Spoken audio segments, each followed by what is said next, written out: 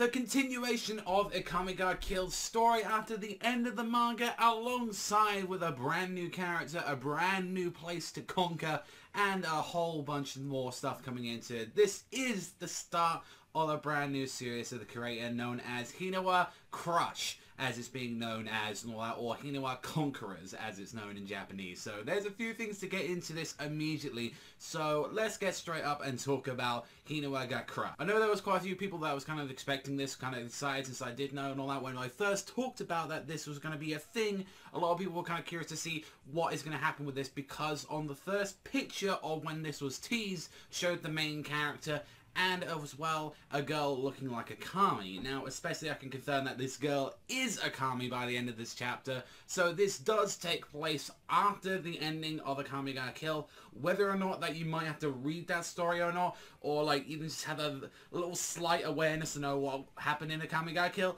that's what I kind of recommend. We don't know too much about this, but clearly this takes place after the finale of Akame ga Kill, and like Akame goes over to find like a new adventure, and clearly I think I can understand where she's going to be doing with her entire plot from the ending of the series. But this is all going to be focusing on a brand new character known as Hinowa, which the entirety of the chapter we actually get to see her mother, as we get to see this giant undeveloped island that they like, that's just surrounded by civil war. Everyone's trying to get their own little bit of, like, you know, land, rulership, and pretty much it's the Sengoku like area and all that. That's where everyone is trying to like take a piece of land, and that's clearly where this is going to be won. So I at least now appreciate that, like, instead of just one big bad that they're going for, this is going to be multiple other states and all that that we get to see from it. So I can actually kind of appreciate that a little bit more, instead of where, like, from what we got to see like from like the last time, it was just like, oh, it's a giant capital in Akame ga Kill, and albeit there were different kind of bads coming from that area,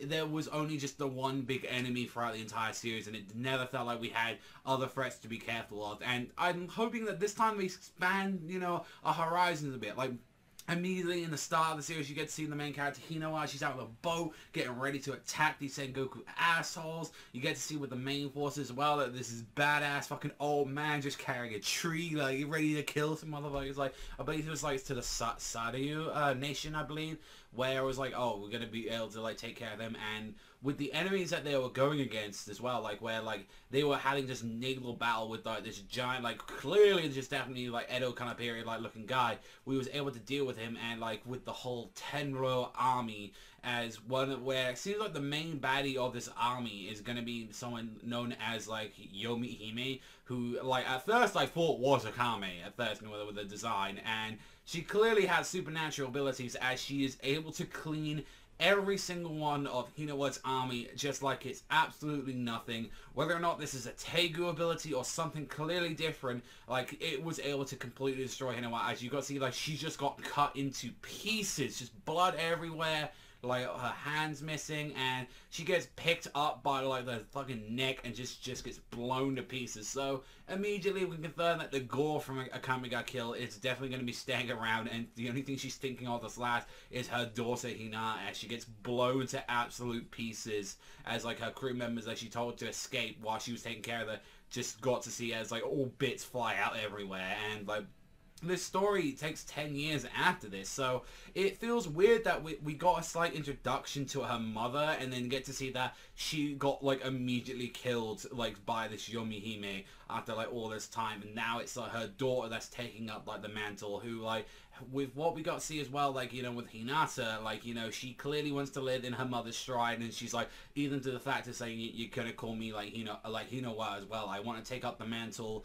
that's what I want to do. And then it's like, you know, like I will live as her and all that, and she wants to put an end to these war-torn times. And it's like, you know, like in a world where like, you know, like flesh and blood and all that was dying battle, like is no kind of world to live in. It was like, this is what she vowed. So we don't know too much about her apart from that she wants to keep on her mother's wish. We don't know if she's as skilled as her mother, like, because the fact of the matter, like, her mother was really goddamn strong from what we assumed from the first chapter, but she clearly couldn't deal with this supernatural ability that she immediately just got like wiped out by. So, and immediately at the end of the chapter we do get to see that Akame is there, and it's immediately tell and all that because she has the marks from the end of the series, which like this is the thing and all that, like, I don't know, like, whether or not I should go too much about what that whole, like, why she's got all the marks on that, since I do know some people didn't read the manga, so other than that, and all that, I'm going to say, if you do want to check this out, it's kind of, like, from what we see and all that, you're definitely going to get the blood and gore and all that from the first chapter.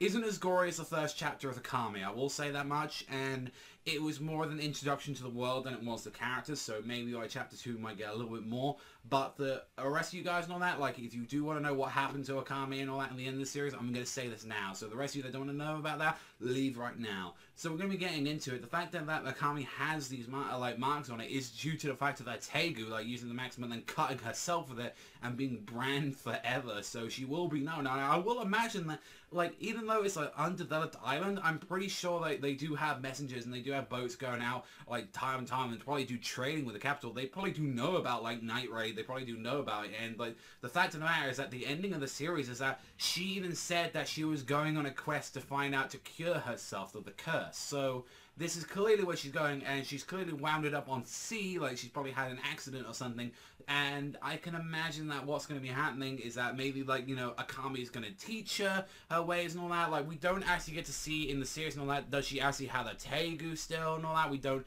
happen to see that, or when she's, like, brandished up on the beach. So we're going to have to wait and see, but she's clearly brandished, and this is right at the end of the series, so this is a confirmation that this does take place at the end of Akame. So, and it also does say that, like, I don't think we're going to be seeing some of the other characters that did survive at the end. So, I don't think we're going to be seeing Tatsumi.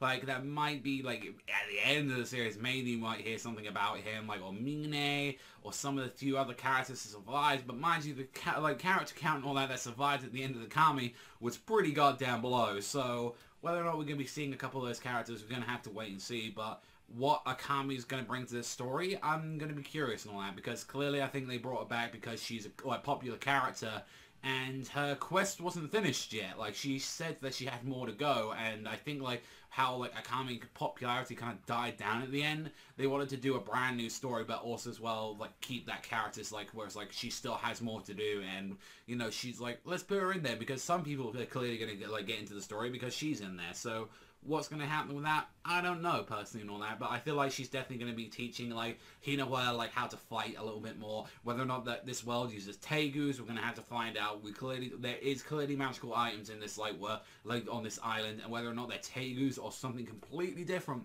I have to wait and see. Like, Akame is going to be the one that clearly, like, probably rectifies, saying that, oh, this is, you know, completely different from Tegu. So we'll have to wait and see. But it is same part of the world, which I kind of do like. I love when stories do that. But I'm kind of more, like, wondering, like, what's going to be happening and all that. And, like, if Akame can really keep up the story in Hinowa, since, like, we don't know anything about her so far and all that. And that was the only thing. Like, apart from that, the only other complaint I had with the chapter is it did look really rough at points and all that. It's a new artist that's coming on board. He hasn't had any, like, other kind of work. This is his first publishing work alongside with the Akame, like, story creator. And, like, at parts it looked good, like, with some of the characters, but, like, when it was coming to the fighting and stuff, and, like, you saw, like, some of the designs and stuff like that, it looked really goddamn rough. It looked very pencil-y, it looked very scary. Now, albeit this is his first work, so you're gonna see, like, evolve over time. But for first impressions, I will say, like, the art definitely needs working and, like, tuning up on them, because, like, some of the character models just looked really rough. Same thing with, like, some of the like attacks and fights and all that. It didn't look that great. But so, like, if anything, I say, like, the character model so far looks fine. But I do prefer the original art that we have through Akame.